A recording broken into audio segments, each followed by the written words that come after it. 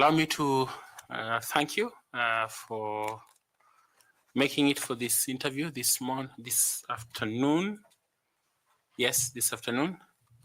And to also thank you for applying for the position and the role of a commissioner, the IEBC member of the commission. And congratulations for being shortlisted. Thank you. My name is Nelson Makanda. I am the chair of this selection panel. Feel free, you have a pen and a notebook for your use, and water if you so wish at whatever point. I want to ask my colleagues to introduce themselves to you. Then after that, we will come over to you. Please. Thank you, Chairman. Good afternoon, Mwanamisi. Good afternoon. My name is Linda Kiome. I want to take this opportunity to welcome you for this interview. Karibu sana. Asante. Mwanamisi. Naam. Habari ya dhuhuri. Nzuri sana. Naitwa Bwana Andrew Tanui, mwanachama wa jopo hili la uteuzi na karibu. Asante. Mwanamisi, Yes. hujambo? Sijambo. Caroline Kituku, a member of the panel. Karibu. Thank you so much. Good morning, madam. Good morning. My name is Adam Solo, a member of the selection panel. Thank you, Adams. Good afternoon. Good afternoon, sir. My name is Nicodemus Bore na karibu sana. Asante. Assalamu alaikum. Wa alaikum salam, Fatima. My name is Fatma Ali Saman, a member of the panel. Please feel welcome. Thank you so much. Good afternoon, Mwanamisi Libondo. Good afternoon. Na karibu sana. Asante. My name is 𝐋𝐢𝐻𝐚𝐬𝐢, and I'm a member of the selection panel. Thank you. Good afternoon, Mwanamisi. Good afternoon to you. My name is Evans Misati. I'm a member of the selection panel. Thank you so Karibu much. sana. Asante. Now, Mwanamisi will come to you and ask that you highlight your profile, indicating those things that you deem are necessary for us to know, but also relevant to the role that you have applied for at the IEBC. Let us know if you belong to any professional group and if you have received any award. Kindly proceed. Thank you. Thank you so much, Chairman. Thank you so much, distinguished panel, for the warm welcome. My name is Mwanamisi Ali Libondo from Kwale. I am a finance person by training. I am an educator and a mentor with various groups. I have a lot of interest in risk management.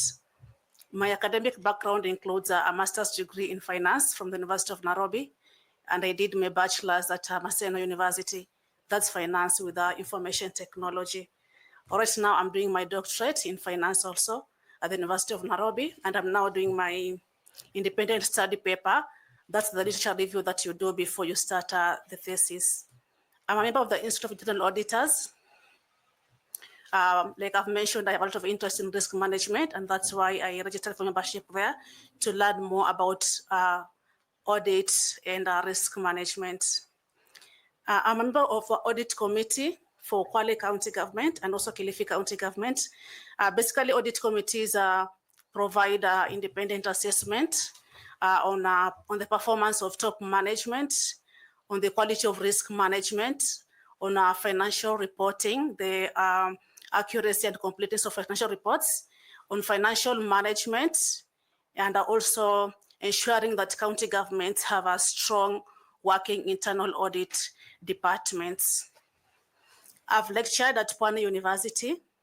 Like I've mentioned, I'm an educator, and I've been lecturing part-time. Every time they need me, I go there and lecture. I've also been an executive director at a local NGO in Coast called Human Rights Agenda. Human Rights Agenda basically sensitizes the community and even individuals on their rights with the aim of promoting social justice in community. I've been a member of the County Assembly of Kwale, where I've been involved in policy development, stakeholder engagements, providing oversight to the executive function and approval of budget and other county plans. My first job was at Equity Bank. I began working there just after my Form 4. It was an award because I was the top student in Kwale County at the time. And I was given that scholarship by Equity Bank to work with them. So I began working there just after my KCSE exam. And working in the banking environment has equipped me with so many skills, especially because I was young at the time and was like a student. So I learned so much on integrity, on confidentiality, high standards of professional ethics. And I've been standing on those values actually since 2007. I sit in various boards, including Quality Teachers Training College. I've been a treasurer at Kenya Red Cross. And I've been sitting in various boards, actually, school boards of management. And that has exposed me to a lot of experience from my seniors in the boards. Most times when I sit in those boards, I've been the youngest. So I had the chance to learn a lot from other members of the boards. So I feel like I'm ready now to serve in a higher role. And thank you so much for giving me the chance to come and have this discussion with you. Thank you. Were you an elected member, an MCA, a speaker? What were you? I was nominated member. Yeah. Okay, thank you. Yeah. Linda, please.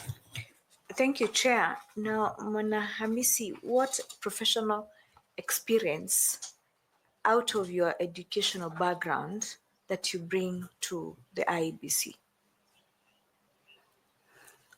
Like I've mentioned at the County Assembly, I was involved in stakeholder management, policy development, the oversight role.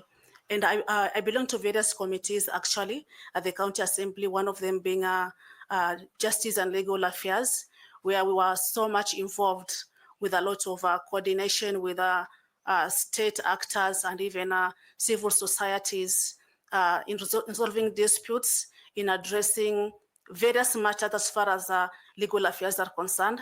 So I have a lot of experience when it comes to being able to have discussions and negotiations and dialogue with different parties and stakeholders of our institutions in ensuring that we build consensus for different things.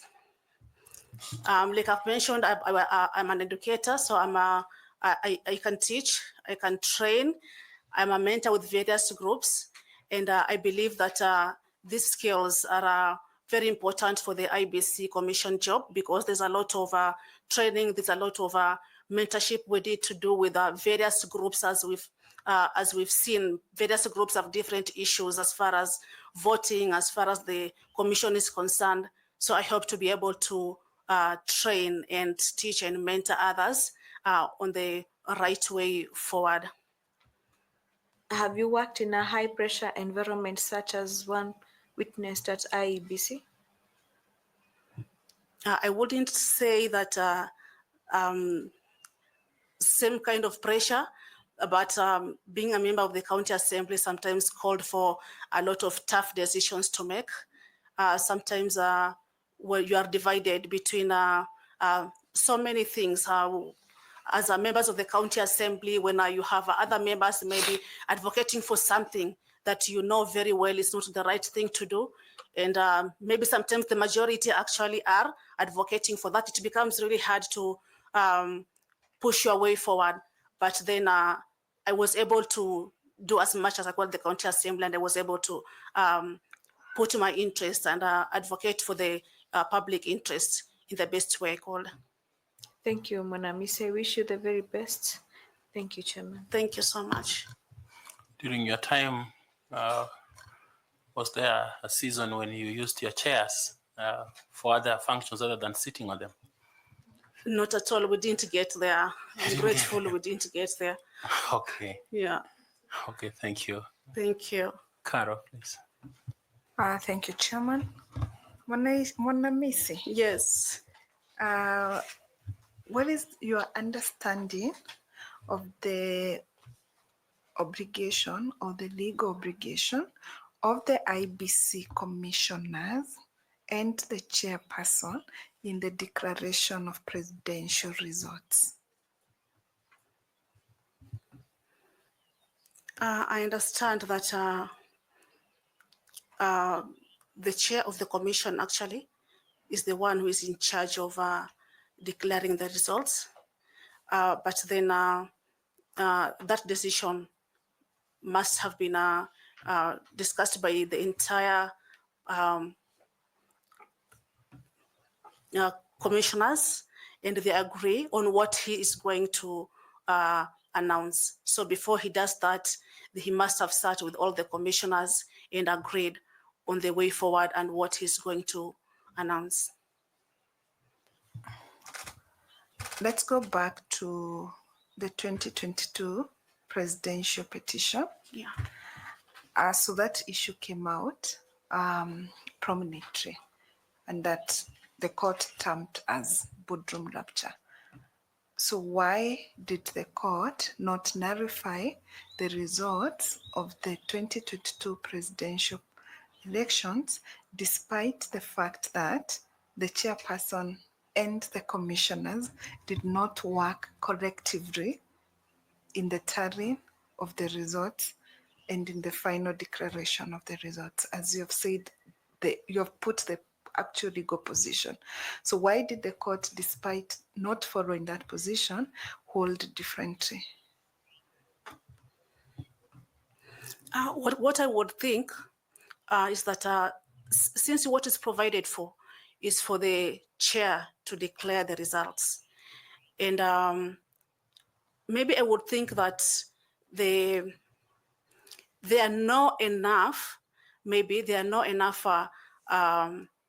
procedures on what maybe should happen if such a difference occurs, where it's clearly that the commissioners are disagreeing. So I guess that maybe it's something that is not provided for. And maybe going forward, then we need to know very clearly what happens then if commissioners disagree. How should the chairman conduct himself? Okay, now you have successfully gone through this process of the interviews. You are a member of the IEBC, and now you are tallying the presidential results. There is conflict. You do not agree with the chair, and a few of your colleagues, other commissioners, equally do not agree. What, in your view, should happen?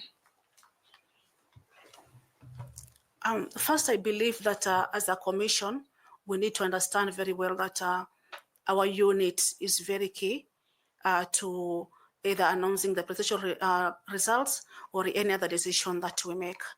And that should be the culture even before any election or any major activity that happens in the country, that we need to have unity. We may not have uniform opinions, the same opinions, but then the way we address ourselves, do we agree to disagree, or we just disagree entirely and cause the nation also to be divided? So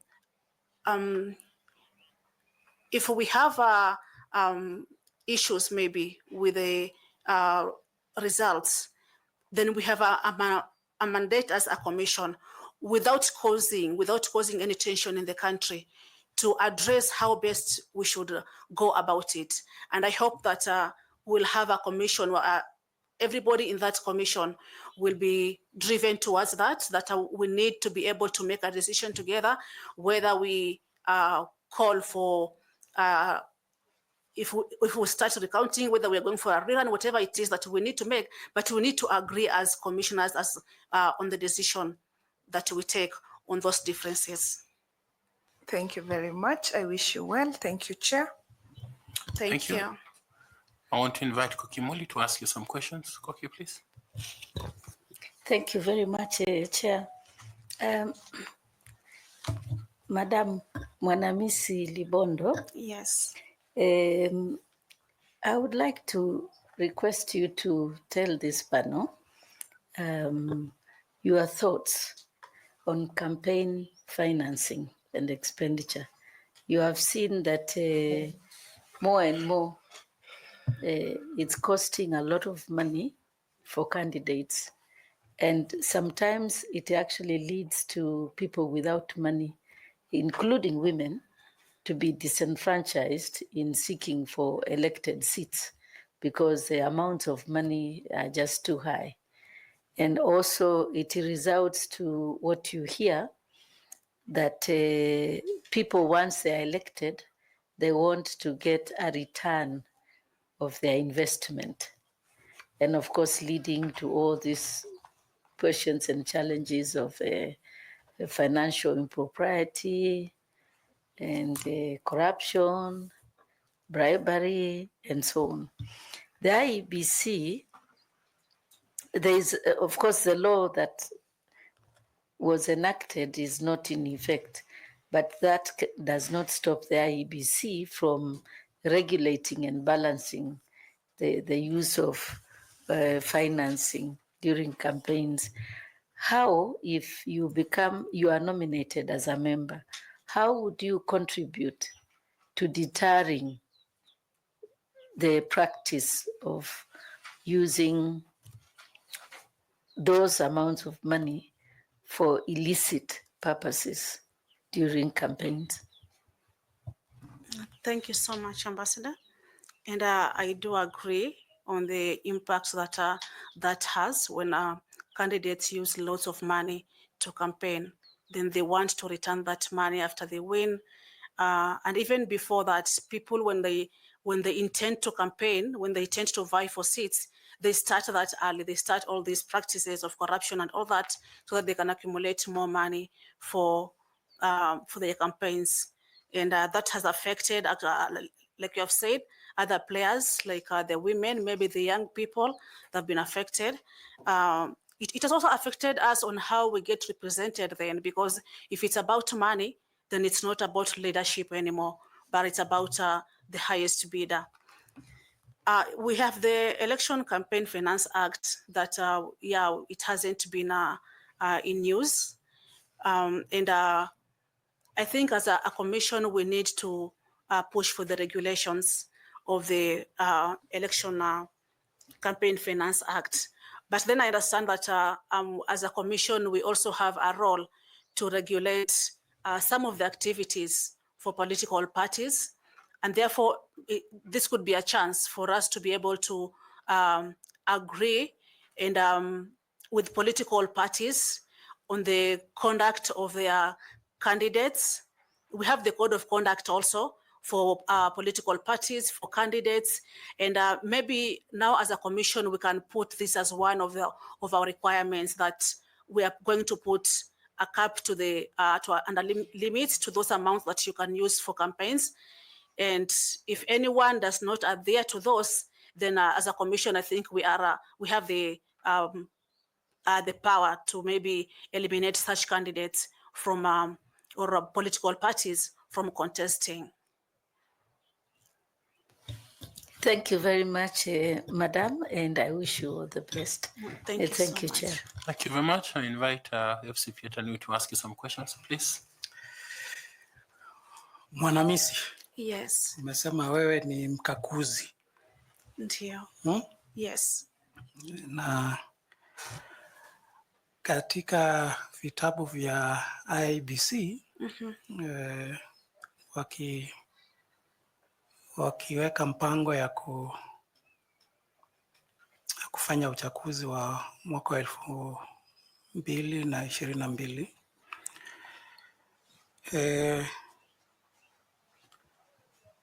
they had a budget of 40.9 billion for 2 years. Yeah. They had requested for funds for 2 years. 2021, 22, 22, 23. They had a budget of around 41 billion. But Treasury allocated them around 36. So now actually they had a budget of 41 billion, but they spent 36 billion. So there was a utilized amount of around 6 billion. They didn't utilize it. They had requested for 41 billion. They spent 36 billion. How much were they given? The 36. That is what they spent. Okay. So they had unutilized. I'm interested in this unutilized budget. of around 6 billion. What can you read from that analysis? And this is from their post-election report, post-election evaluation report. So what can you pick out from that analysis? They had budgeted for 40.9, they utilized only 36, and they had a budget balance of 6 billion. So what do you pick from there, and what lessons, if given an opportunity as a commissioner, what will you do given your finance background? And then I'll move to my second question. Thank you so much, FCPA. So I think this underutilization of the budget would have been brought about by maybe late disbursement. It's one of the reasons why sometimes institutions underutilize budgets when money are disbursed late. So if this is one of the reasons, then I think as commissioners, then we need to be able to address this with the Treasury and see if they can disburse these funds as and when IBC expects them to be disbursed.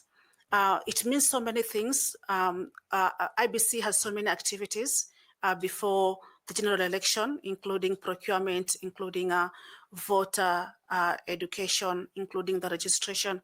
So when we are not able to, and I believe that the 40.9 billion was meant to cover all these activities.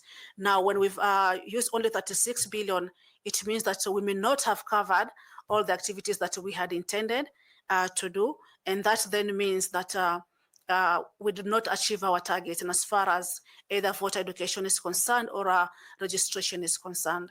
So again, we need to be able to address this issue with the Treasury and ensure that they do disperse the funds with so the is it specific only, timeline. is the non-utilization only a Treasury issue? Not really. Yeah.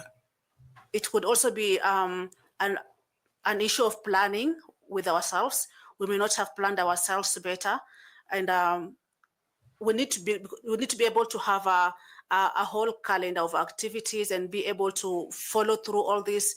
But if we are not able to plan ourselves better, it also leads to underutilization of a budget. So as a commission, then we need to see how best do we manage our teams, the different teams that manage different activities, so that they're able to utilize these funds and we are able to achieve our targets as a commission. What will be the role of audit committee in such a situation or such a scenario? So the audit committee here is to ensure that we have enough control systems, that we have to ensure that the commission has all the plans put in place, so that we don't wait for something to happen and then we audit later that this went wrong. But the audit committee then has a role to ensure that we go through the books, we go through the plans, the procurement plans, we go through the operations plans to see that we have everything in place and that we are able to keep everything, to track each and every activity and ensure that we are on time and that we don't end up skipping on some activities and then leaving money behind. And that will mean that us not achieving our objectives as a commission. Asante na kutakia mema. Asante. Thank you very much. I want to invite Evans Misati to ask you some questions. Evans, please. Thanks so much, Mwanamisi. I want to ask you a question related to the electoral staff. First, you are aware that during the general elections, so sometimes IBC can hire temporary staff. Could you please tell this panel the risks which will be associated with the hiring of temporary staff during the electoral process? So as a commission, and given how sensitive the work that we do, we expect to have staff who are very loyal to the commission, staff who understand the importance of confidentiality, in the commission. Staff who understand the importance of being impartial. And these are not attributes sometimes that you can just share with someone one day or in 1 week and they understand where you're coming from. There are attributes that you need to have worked with the staff, to have worked with people, for them to understand their importance, for them to understand how critical it is, and the consequences that they can cause if we don't adhere to. So when one of the risks of having now too many temporary staff is that lack of loyalty, and they can easily get manipulated. They can even have their own agendas sometimes. Not everyone shares with the agenda of the IEBC. So we may have an agenda to have a free, fair, and credible elections, but somebody else may have their own agenda. We cannot even tell if they're there because of a candidate, if they're there because of a political party. And when that happens, then you cannot count on the professionalism or in the integrity. So all these are risks that come with having staff that are temporary to the commission. If you're a commissioner of IEBC, what could you do to mitigate such risks? I have mentioned that as a commission, so many times we've been running behind with schedules, and sometimes we train the staff within very short timelines.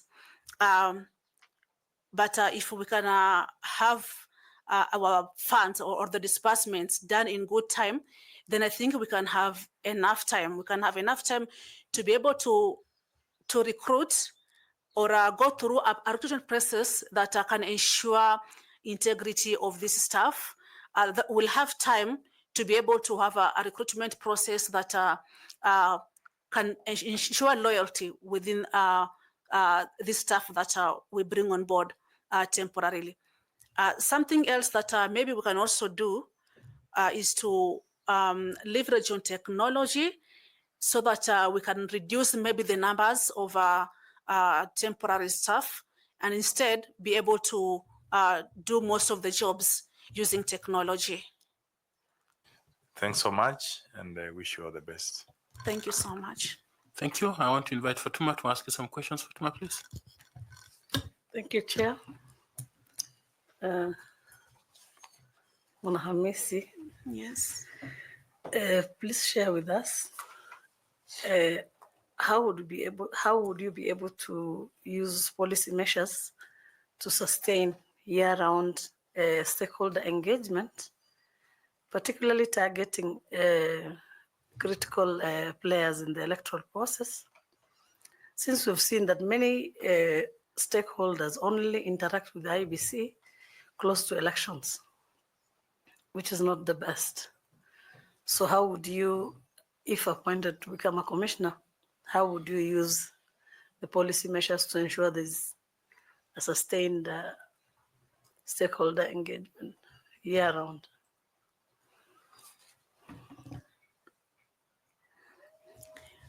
Thank you so much for that question. We have said, I think, so many times that the Commission has suffered public confidence. And I want to believe that one of the reasons why the Commission has suffered public confidence is the lack of holders. The Constitution actually calls for transparent, prompt, and provision of timely communication to the people. So if we are able to share information on the steps that we take as a commission, of course with some measure of control, we're not sharing everything, but if we're able to share the measures that we are taking as a commission that affect the various stakeholders, and we are able to work with them as we make these decisions, we work with them as we make these steps throughout the year, then I think we are able to ensure sustainable engagement with most of the stakeholders. Their biggest cry has been because there is almost some kind of non-responsive feedback or communication between various stakeholders throughout as we take every step, being transparent, providing that timely communication before things get out of control. Sometimes because of misinformation out there, things get out of control and leading to the lack of public confidence. So if we're able to do these things, then I'm sure we can manage that and create a more sustainable relationship with our stakeholders. Thank you very much. I wish you well. Thank you so much. Back to you, Chair. Thank you. I want to invite Nicodemus Bore to ask you some questions. Thank you very much, Chair. Madam Wanamisi, Yes. how are members of the county audit picked committee? How are members of the county audit committee picked? It's a competitive process. They advertise in media of national circulation, and we send applications, and then they do the short lists, they send the invitations for interviews, you attend, and then they select people based on merit. And how long is their tenure? 3 years. 3 years. Yeah. And how many meetings do they have in a month? We have minimum 4 meetings in our financial year, but then you can call for special meetings when there is need. Okay, you serve in more than one audit committee. Yes. Doesn't it have conflict? No, it doesn't. It's allowed to serve in more than one, but not more than 5. Okay. Yeah. Based on the number of meetings, so you decide which meeting to attend, or you help in planning so that the meetings don't coincide? Yes. Okay. Is that not influencing? No, it's not. Just maybe picking on. Actually, most times when we were planning for a meeting, we have to have consensus, because people come from different areas, and many times someone will say that I want to be available this day. Can we have it this day, even if they're not members of other audit committees? So it's something that happens, that members just have to agree on when they can all be available. Okay. Yeah. Now, coming to the position you are seeking to become a member of the commission. Yeah.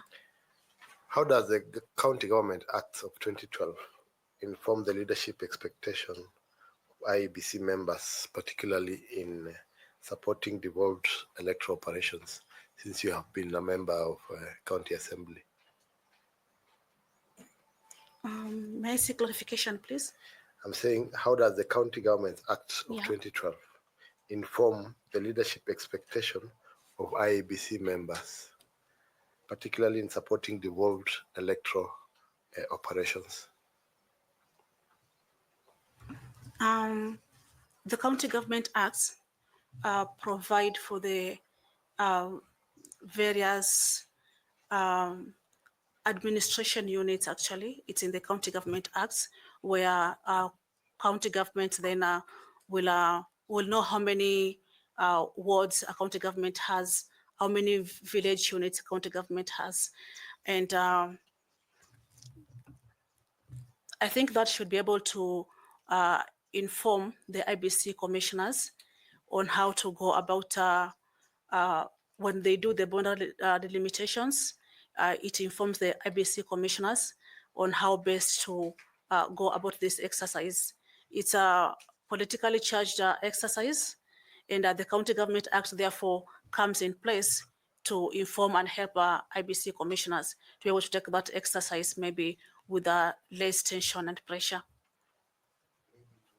Does the IBC have offices and units at the devolved functions of government, like the county, the constituency? IBC has offices, yes. Yeah. So have they devolved their functions to the offices? No, they're not devolved. Okay. Thank you very much. Thank you, Chair. Thank you. Thank you very much. I invite Professor Adams, please, Prof. Thank you, Chair. Mwanamisi Ali Libondo, Yes. an expert in finance. How does the Public Officer Ethics Act 2003 enforce financial probity among public servants, including IEBC commissioners? How does the Public Officer Ethics Act 2003 enforce financial probity among public servants, including IEBC commissioners? What's required?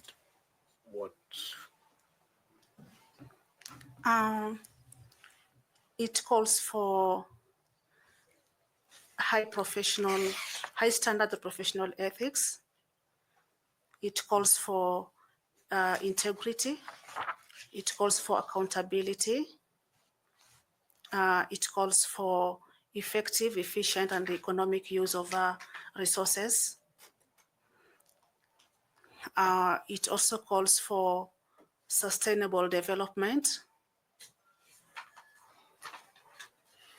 Thank you.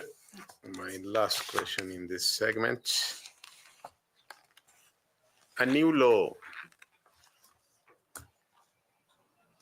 or an act of the Almighty, because anything can happen, changes the electoral calendar with little notice. How would you, if you were to be a commissioner, help the commission adapt and ensure credible elections in spite of the uncertainty caused? May I seek clarification, please?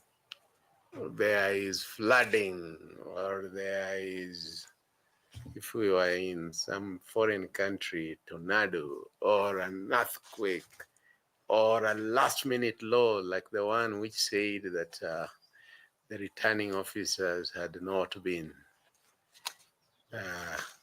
appointed in the right way. That's what I mean. Forces the calendar to change. How would you, if you are commissioner, help the commission adapt and ensure that still the elections are held credibly in spite of the uncertainty caused? Because it can happen. Indeed. Oh, thank you so much. Yeah, anything can happen. Yeah, like you have said. There are various laws and regulations that guide the operations of the commission in various circumstances. And I believe that such incidences, and sometimes yes, they come last minute, then we need to be prepared as a commission. We need to always have a strong risk management framework to be able to identify any such kind of threats and also provide ways to mitigate such threats when they do happen. So as a commissioner, I hope to be, and like I've mentioned, I have a huge passion and interest for risk management. So that's one thing that we really need to look at as commission. And there are so many risks actually that we do face as a commission, including those ones and other ones that happen on the election day, post-election. So if we can have a strong risk management framework, one that identifies, and as a commission, because we come from, we've done so many elections as an institution, then we should be able to bring all these issues on board on what can affect elections or the commission, and how do we mitigate such a risk if they do occur. So whether it's are issues of finances, having enough finances at hand, and ensuring that if there are floods maybe during elections, then we have enough tools to transfer votes, maybe help voters also reach the polling station safely, how we can provide safety at the polling stations when such things happen. Thank you, Chair.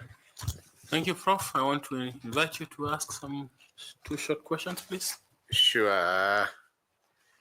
Mwanamisi, it appears I had you introducing yourself. Yeah. It appears you don't see your generation as a generation that should be noticed, because I see you are a millennial, and somebody might think you are where we are if you don't state it. But you can take an opportunity to state it. This is usually our time for high school questions. Okay. And usually we start with where you have some expertise. And other than public finance, I saw that you are quite active in the human rights arena. Yeah. What is the most salient distinguishing element between the Kenya Human Rights Commission and the Kenya National Commission for Human Rights?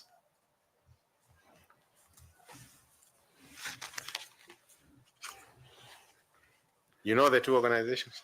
Yeah. What is the most distinguishing element between the two? So, Kenya National Human Rights Commission addresses human rights within the country and how our human rights are affected with relationships with other countries, with outside countries. For the other one, it only looks at issues that affect human rights within the nation. I'll now ask a question on culture, sports, and languages. Name any two of the 6 African countries where Portuguese is an official language. Only 2.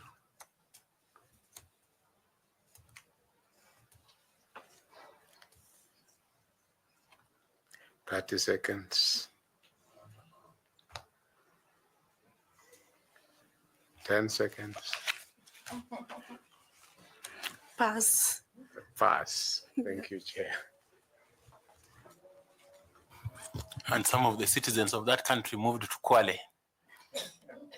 They became a 44th tribe or something like that not long ago. Pass. Okay. Oh, I can still answer. Okay, try. So we have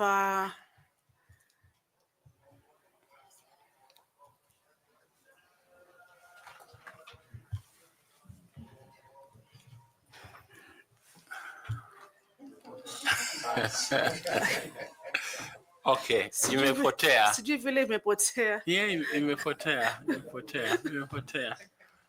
Okay. Okay, sawa. Karibu tufike tamati. Okay, sawa. Karibu tufike tamati ya haya majadiliano, na ningeomba kwamba kama uko na jambo lolote la kusema, maswali, wakati ndio huu wa kuswali. Okay. Yes.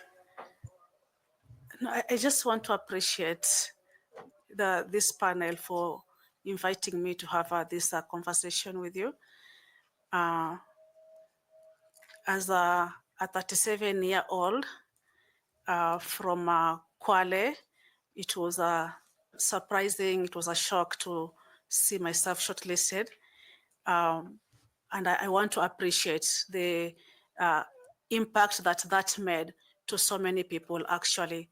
The phone calls I was getting, the messages, it was almost like a gazette notice. I was like telling people it's a short list, not a gazette notice. But for them, it was a lot to see a 37-year-old, a millennial, being shortlisted for such a high-profile role.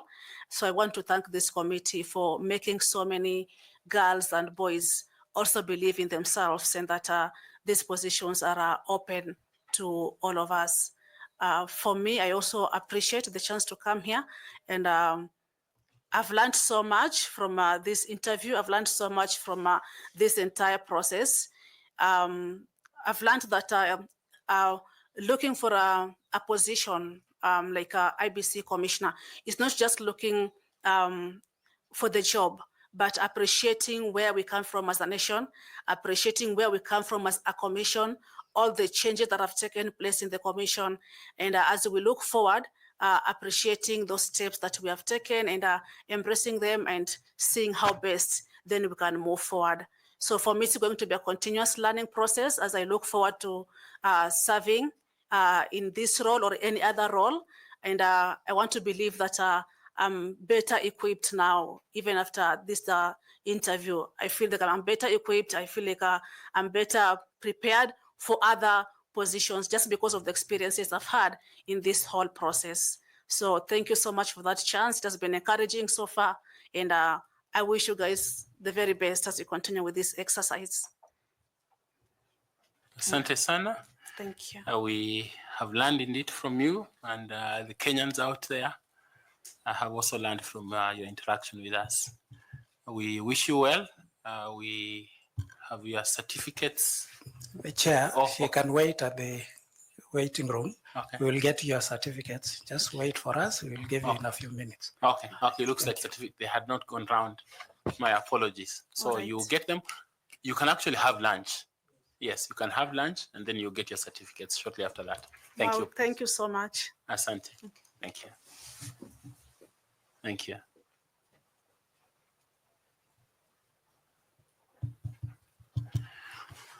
Thank you, media. We like to break here for lunch, and we should be back, God willing, at between 2:30 and 2:45 to continue the next session. Asanteni sana. Thank you.